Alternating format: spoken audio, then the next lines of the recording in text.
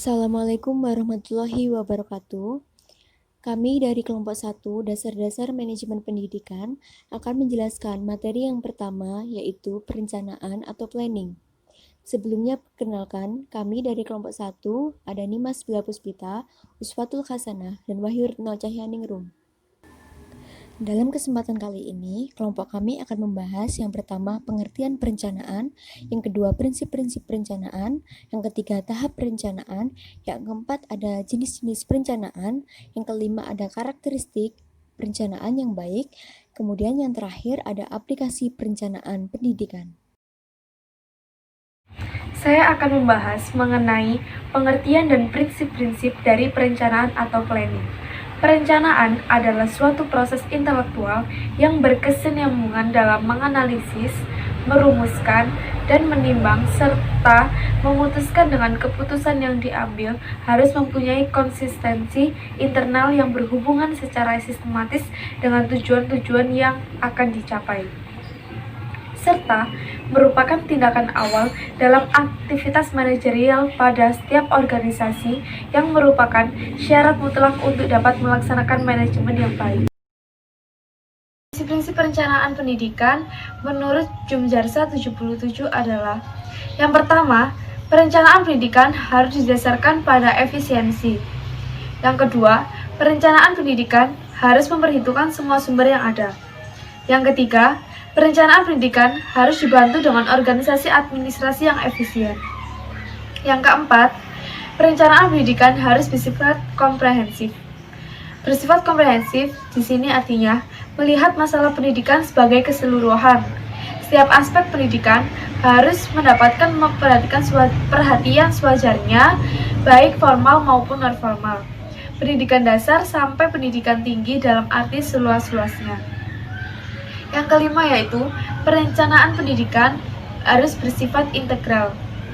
Bersifat integral artinya perencanaan pendidikan harus diintegrasikan ke dalam perencanaan yang menyeluruh. Sifat integral hanya sudah tampak di dalam sistem pengelolaan pendidikan. Yang keenam yaitu perencanaan pendidikan harus memperhatikan aspek-aspek kualitatif. Yang ketujuh, perencanaan pendidikan harus merupakan rencana jangka panjang dan kontinu. Yang kedua yaitu prinsip-prinsip perencanaan pendidikan menurut Hasan Langgulung adalah: yang pertama, prinsip objektif. Yang kedua, prinsip kooperatif komprehensif. Yang ketiga, prinsip human resources development. Yang keempat, prinsip interdisipliner. Yang kelima, prinsip fleksibel. Yang keenam, prinsip efektivitas efisiensi. Yang ketujuh, prinsip progress on change. Yang artinya di sini terus mendorong dan memberi peluang kepada semua warga sekolah untuk berkarya dan bergerak maju ke depan dengan beragam pembaharuan layanan pendidikan yang lebih berkualitas sesuai dengan peranan masing-masing. Yang ketiga yaitu prinsip-prinsip perencanaan pendidikan menurut Neneng Lina adalah: yang pertama, perencanaan hendaknya mempunyai dasar nilai yang jelas dan mantap. Yang kedua, perencanaan hendaknya berangkat dari tujuan umum. Yang ketiga, perencanaan hendaknya realistis.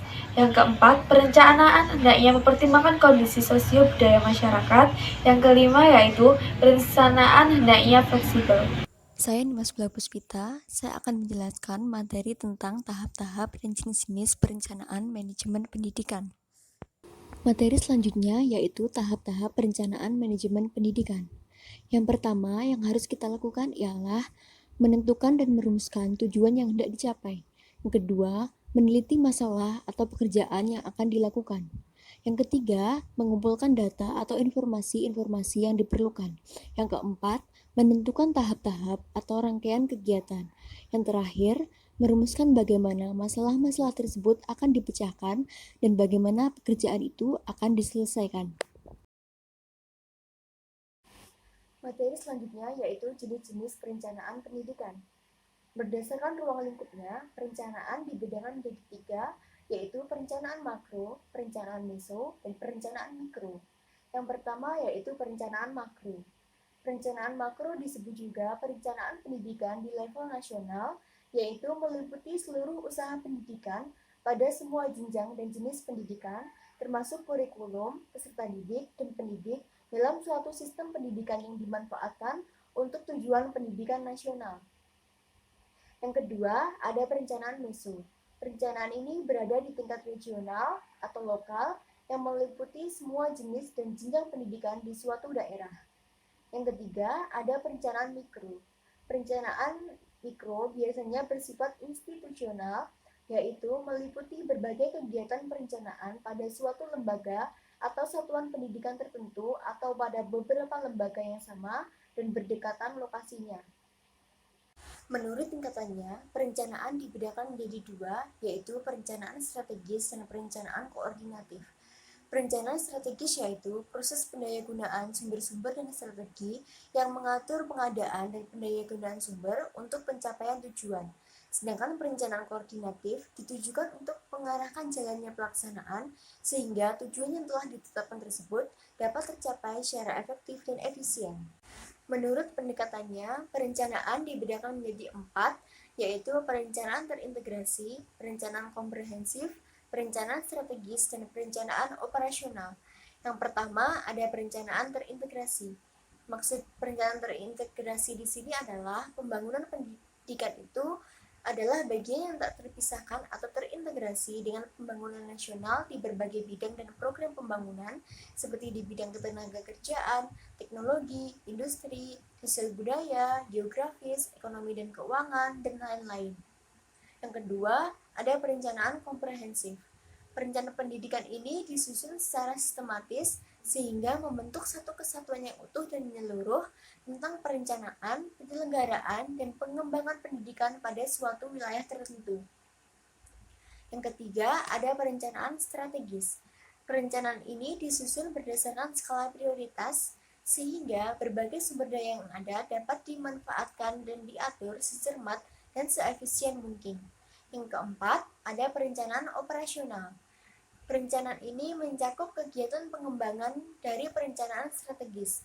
Perencanaan operasional mampu memberikan penjelasan secara detail tentang apa yang harus dikerjakan, siapa yang mengerjakan, bagaimana mengerjakannya, di mana akan dikerjakan, dan kapan hal itu akan dilaksanakan. Berdasarkan kurun waktunya, perencanaan dibedakan menjadi 3. Yang pertama, ada perencanaan jangka pendek yang mencakup kurun waktu 1-4 tahun. Yang kedua, ada perencanaan jangka menengah yang mencakup kurun waktu 5-10 tahun. Dan yang terakhir, ada perencanaan jangka panjang yang mencakup kurun waktu 11 hingga 30 tahun. Perkenalkan, saya Wahyurna Cahyanirum. Di sini saya akan menyampaikan materi mengenai karakteristik perencanaan pendidikan dan juga aplikasi perencanaan pendidikan. Yang pertama, karakteristik perencanaan pendidikan. Karakteristik perencanaan pendidikan menurut Okovar sebagaimana yang dikutip Husaini Usman sebagai berikut. 1. Harus mengedepankan nilai-nilai manusiawi.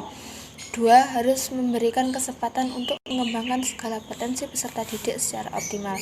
3. Harus memberikan kesempatan pendidikan yang sama bagi semua peserta didik. 4. Harus berorientasi pada pembangunan. 5. Harus komprehensif dan sistematis. 6. Harus dikembangkan dengan memperhatikan keterkaitannya dengan berbagai komponen pendidikan secara sistematis. 7. Harus menggunakan sumber daya secermat mungkin. 8. Harus berorientasi pada masa yang akan datang. 9. Harus kenal dan responsif terhadap kebutuhan yang berkembang di masyarakat, tidak statis tetapi dinamis. 10. Harus merupakan saran untuk mengembangkan inovasi pendidikan. Aplikasi perencanaan manajemen pendidikan. Aplikasi perencanaan pendidikan diterapkan dalam bentuk 1. Rencana Kerja Sekolah atau RKS. RKS adalah gambaran umum rencana pengembangan sekolah 4 tahunan. Penyusunan RKS harus didasarkan pada data yang valid. Yang kedua, Rencana Kegiatan Anggaran Sekolah atau RKAS. RKAS adalah dokumen yang berisi rencana program pengembangan sekolah 1 tahun ke depan yang disusun berdasarkan RKS untuk mengatasi kesenjangan yang ada antara kenyataan dengan yang diharapkan menuju terpenuhinya SMP. Sekian presentasi dari kelompok kami. Apabila ada kesalahan, kami mohon maaf. Wassalamualaikum warahmatullahi wabarakatuh.